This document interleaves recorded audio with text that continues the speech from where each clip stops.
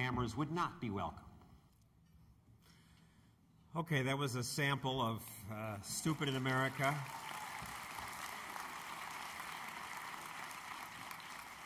Thank you. I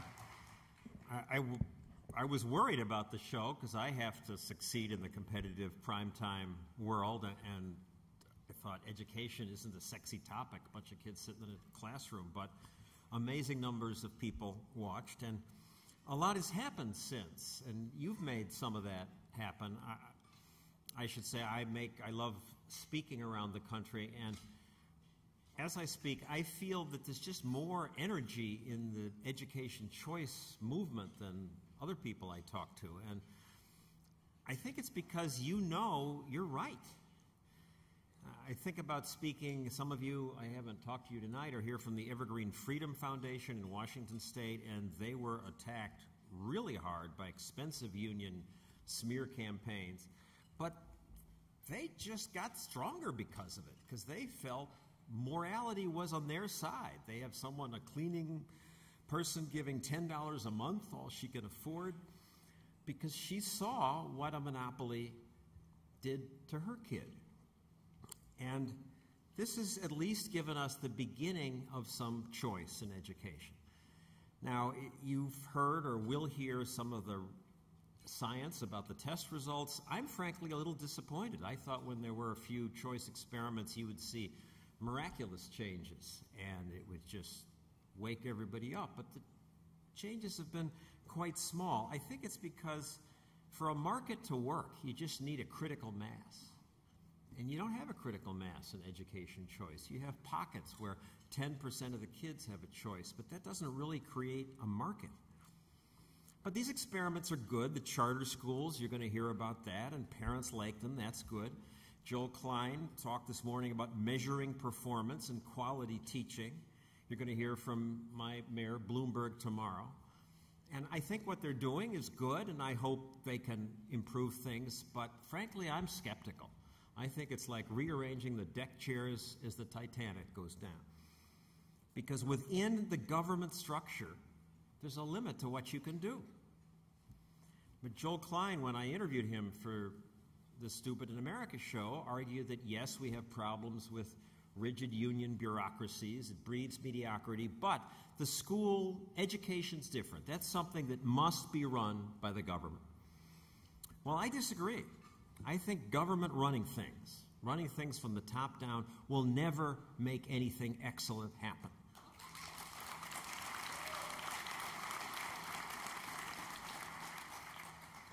Now, I didn't always think this way.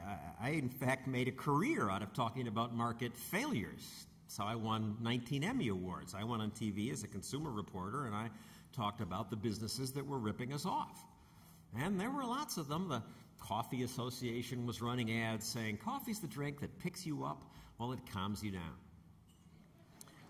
So we called them up and said, how can you say this? It's contradictory. Well, we have research to back this up. Really? What's the research? Well, we surveyed thousands of coffee drinkers. We asked them, what do you get out of your coffee break? Some people said it picked them up. Some people said it calmed them down. Libby Owens Ford Glass Company ran ads saying, look how clear our car window glass is. And they shot them with the windows rolled down. So this is why we consumer activists said you got to have regulation. You got to police this stuff. But then I watched the government try to do that. And it always failed. It didn't even work on the obvious crooks, the people selling the breast enlargers and the burn fat while you sleep pills. They kept getting away with it. By contrast, the more I watched simple competition work, competition between self-interested people looking to make a profit, the more I saw that, gosh, that protects consumers better than government. When I was a local reporter, I could do all these stories on various crooks and win these Emmy Awards. But when I got to Good Morning America in 2020 and became a national reporter, I suddenly found, gee, there aren't that many nationwide big scams. Why is that? Because the market works, competition works, word gets out in a free society. The good news spreads, and the bad news too. The good companies thrive. The bad ones atrophy. And that process serves consumers better than government command and control.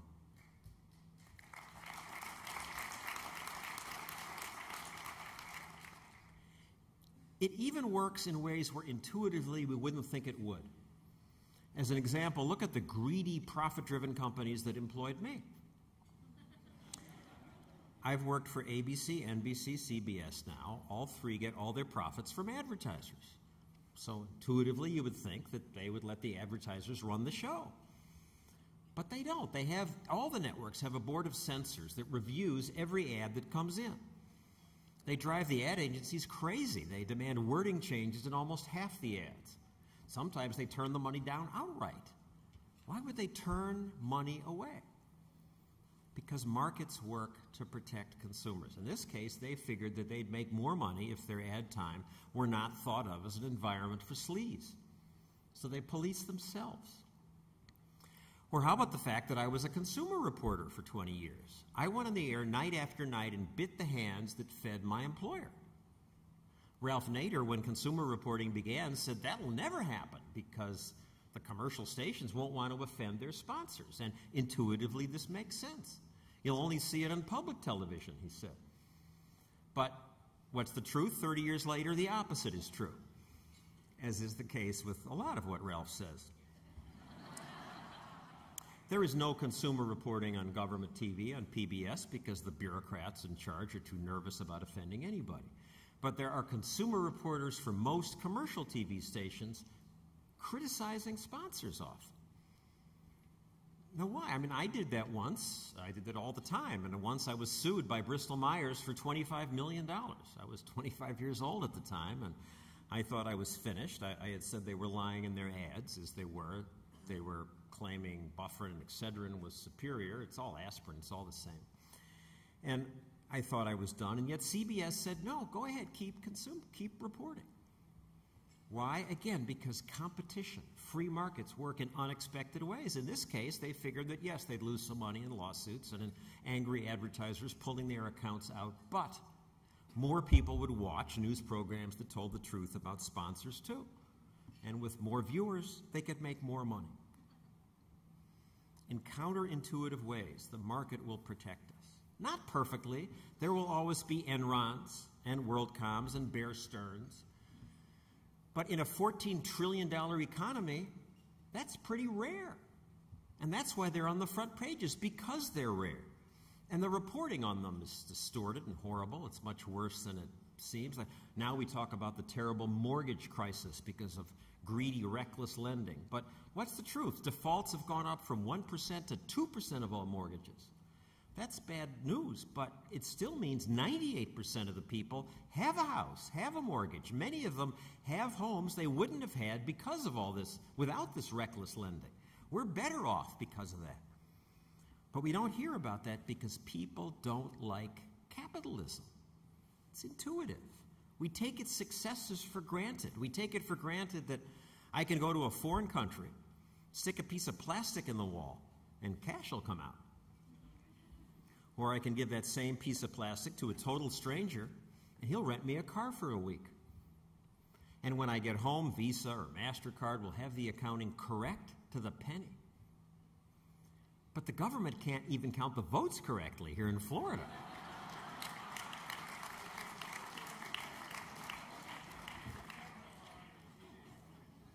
And yet we're told that government has to run education.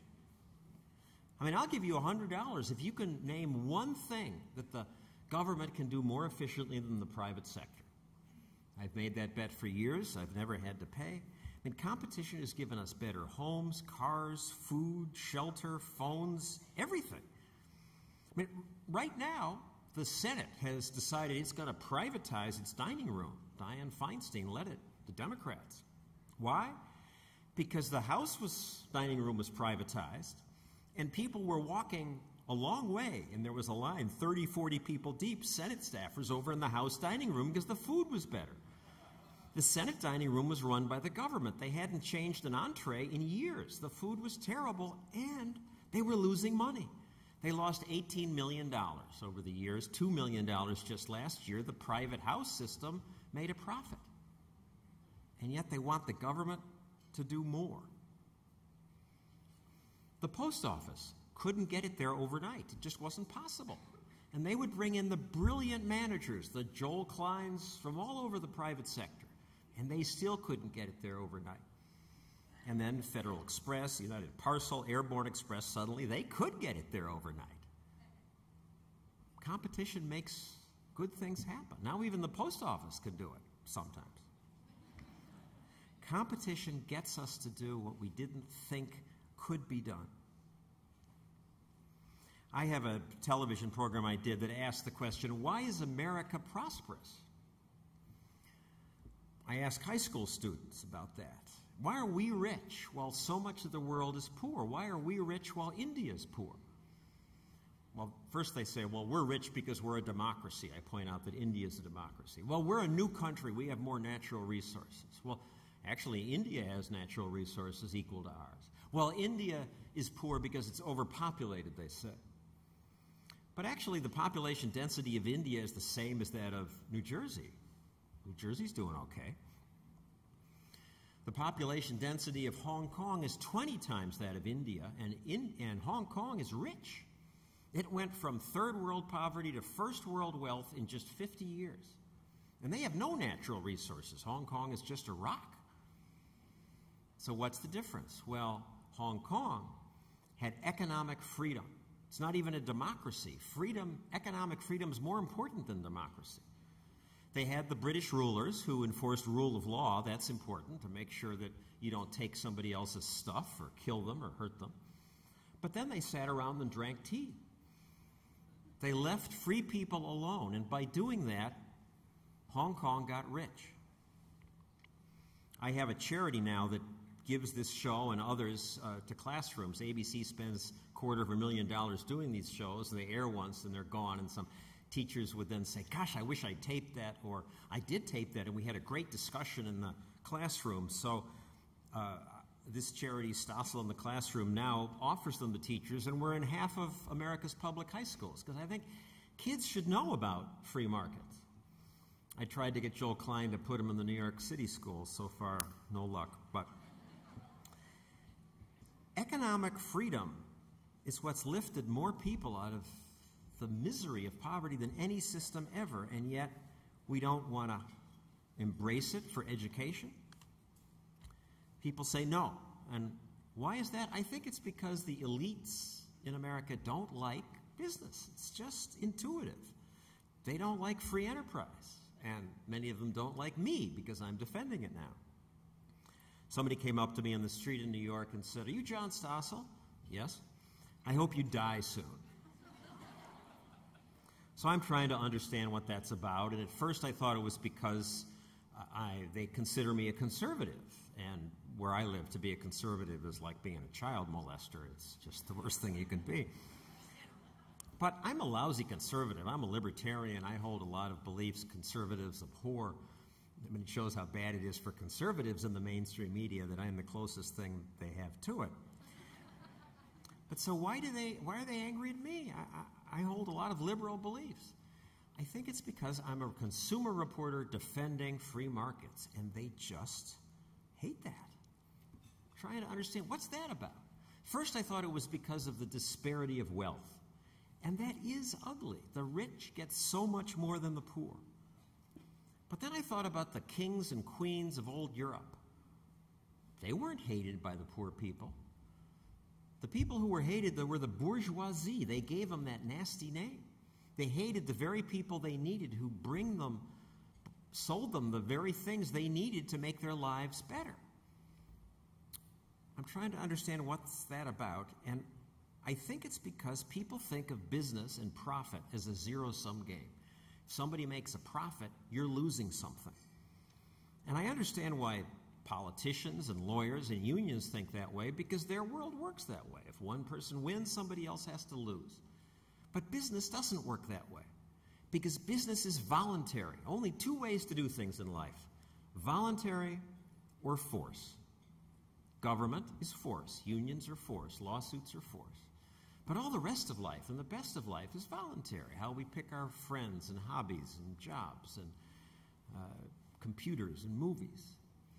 And business is win-win because it's voluntary, because it doesn't happen unless both parties think they're benefiting from the transactions. Why, when you buy anything, you buy a cup of coffee, you got the weird double thank you moment. You give her the buck, she gives you the coffee, and it's thank you, thank you. Why do you both say it? Because you wanted the coffee more than you wanted the buck. She wanted the buck more than she wanted the coffee. Business is win-win. It's not like there's this pie, and if Michael Bloomberg takes out $20 billion, we have $20 billion less. No, entrepreneurs like him create new things. They bake thousands of new pies. They make us all richer. Capitalism is a good thing. It has excesses and ugliness, but it's lifted more people out of poverty and stoop labor than any system ever, and yet it's vilified. Now, education experts and unions often say, you know, capitalism is okay, it brings us some stuff, but it's cruel and unfair, and education is different. Education is special. It's not a product. It's too important to be left to the vagaries of market competition. And also, parents aren't experts. They can't decide which teacher teaches better. They're going to make bad choices. Some don't give a damn. That's why we need these wise elites to make these choices. And that's intuitively made sense to me, and it took me too many years to see how wrong that was. But it is wrong, because you don't need everybody to be an expert for a market competition to work. You just need a few people. For example, do you understand cars? Do you understand what makes one car run better than another, or safer than another? I sure don't. I'm no engineer. And yet it's hard to get really ripped off buying a car here in Florida. I mean, compare the worst you can get here with the best the planned economies could produce. Remember it, the Trabant? It was the pride of the Eastern Bloc, the East German car. It was an awful car. You had to put the oil and gas in separately and shake the car to mix them together. And yet those brilliant East German engineers, this was the best they could do. And when the Berlin Wall fell, it disappeared along with the Yugo. Why could their best not compete with our mediocre? Because not everyone has to be an expert for the free market to work. You just need a few people, a few car buffs, a few people to read the car magazines. And through word of mouth, the good news and bad news spread. The good companies thrive, the bad ones atrophy. The free market will protect the ignorant and the indifferent too.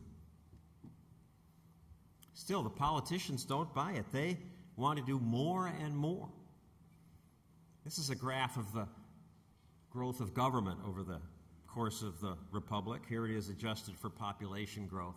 For most of the history of America, government was less than 5% of GDP. It's now at 40% and growing, and the slope of that line shows how the promises about things like Medicare will never be met. And yet they insist on controlling the schools. They insist on doing everything. It's insane what they would do. What I would say they were spending like drunken sailors, but that insults drunken sailors because they spend their own money.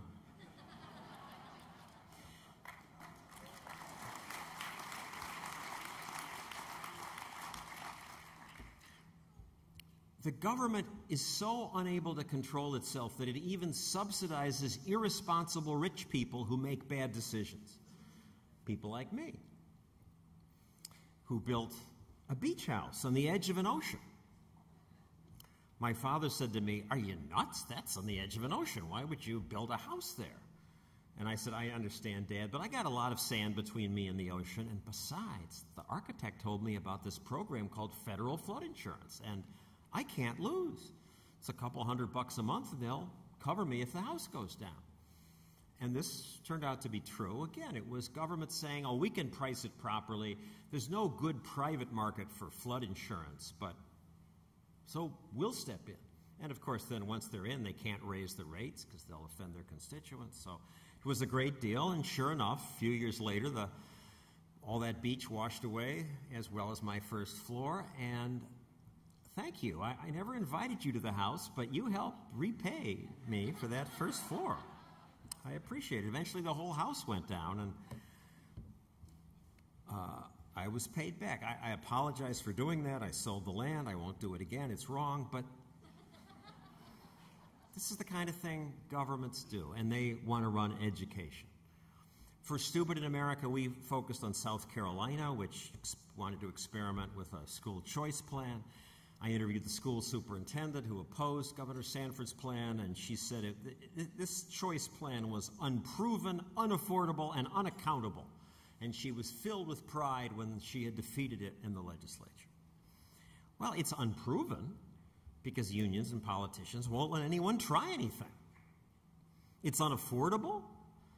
Excuse me, we're spending almost $11,000 per student in America, $7,000 here in Florida. I mean, do the math. Here in Florida, that's $140,000 per classroom of just 20 kids. Think how you could hire 2 teachers and give them raises and do better than that. Where does all the money go? Well, we don't know. It's a government monopoly. It just goes into the bureaucracy. And it's unaccountable, she said. Well, that's government thinking. And it's also how people not educated in economics think. It's intuitive. That accountability means politicians making a decision. That Mayor Bloomberg's accountable because he could be thrown out in 4 years. But that's not real accountability. That's cumbersome change. That's the dealing with the union contract that poor Joel Klein has to deal with. 206 pages of all reasonable things discussing the preparation periods that teachers need and relief from non-teaching duties. It all sounds good, and in bureaucracies you have to put that in writing, but real accountability, you don't need any of that because you have to answer to the customers. I mean, real accountability is, here's the Declaration of Independence and the Constitution. It's this thin, it's a fraction of the teacher's contract, and that built America.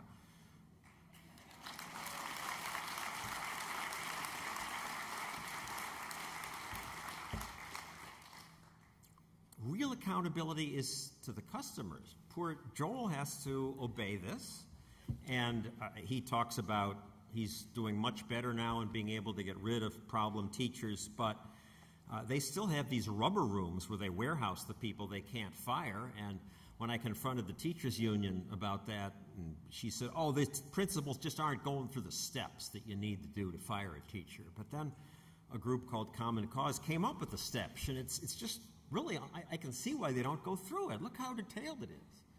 It's actually worse than this. These are the steps to fire in New York City, to fire an inept teacher with all the appeals. All right. So this is what we tried to show in Stupid as in the program, as you show piece of the going to other countries where they do better, though they spend much less. We focused on Belgium. They cleaned the New Jersey kids' clocks on the same test. I asked the people who run the NAEP test, the international test, it's really the only comparative measure, is there any guide? Why do some countries do well? What are the biggest predictors? And they said 2 things. Does the school have autonomy? Can they try stuff? And second, most importantly, is the money attached to the kids? And that was the case in Belgium. The parent could send the kid to a government school, a private school, a religious school, a secular school, and the money was attached to the kids. It's really vouchers, except vouchers keeps getting voted down, so I think attaching the money to the kids sounds better. We interviewed one Belgian principal who said, sort of offendedly, boy, you know, it's tough. If we don't offer the parents what they want for their child, they won't come back to our school. We have to work hard every day. Otherwise, you're out of business. What a concept.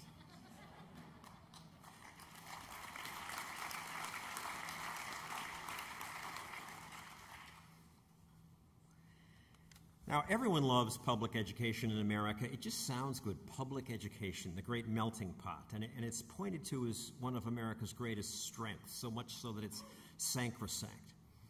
But look, it's been mediocre for decades. If parents only knew about the international test scores, so many of them are satisfied because they think their suburban school is good, because all Johnnies are above average. Also, the public schools are now more segregated than the private schools. And it's a crazy system. I mean, can you imagine a system where the government would assign you to your local grocery store and that's the only place you could go? what kind of service would you expect from that grocery store, like you used to get in the Soviet Union, where people pretended to work? People would soon be moving to the neighborhood with the good grocery store. Crazy as that is, that's what we have in education. Now, of course, we didn't always have government-run schools. It used to be in every community, somebody volunteered to teach the kids, and the kids got educated. It's fun to work with kids. People did it for little money. But it wasn't perfect. So in the 1830s, Horace Mann in Massachusetts stood up and said, we need government schooling, state schooling. And he promised that 9/10 of the crimes in the penal code would become obsolete once we had government schooling. I mean, now we have the crimes in the schools. A politician in Massachusetts stood up and said, the commencement of a system of centralization and monopoly of power in a few hands is contrary to the true spirit of democratic institutions. He lost, but if they only knew how right they were. The schools weren't perfect, but they would have gotten better anyway, because under a free market, things get better. The head of OSHA, the Occupational Safety and Health Act, likes to hold up a chart, or under Clinton, he used to have to hold up a chart saying, look how workplace injuries have dropped since OSHA was created. And they had. But then a researcher went back before OSHA and showed the slope of the line was the same. Government is like somebody who gets in front of a parade and claims to be leading and controlling the parade. Things get better as competition makes us smarter and as we get richer. Now, just to close, what might we have under competition? I would not presume to guess. Friedrich Hayek said it's a fatal conceit to predict how a market to work. But I'll just speculate a bit. I mean, my tiny brain could imagine Walmart schools, which are cheap and open all night or all weekend. Sports schools, music schools, virtual schools. You had a presentation about that today. I mean, I watch my kid, he plays Halo.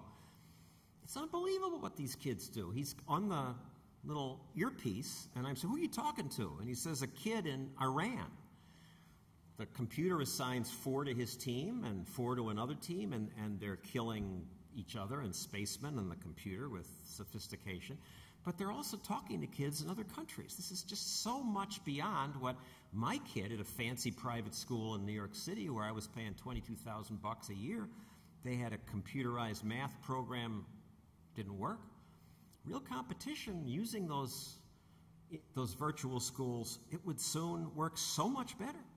There'd be more schools like the KIPP schools, science schools. I can't begin to predict. I won't presume to do that. But let 1,000 flowers bloom through competition. Thank you for fighting for freedom to work. Freedom is what made America great. Thank you very much.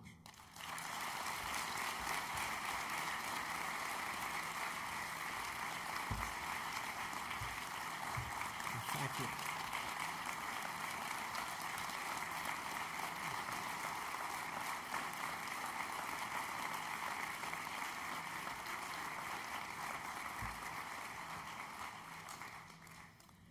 Thank you. So, question?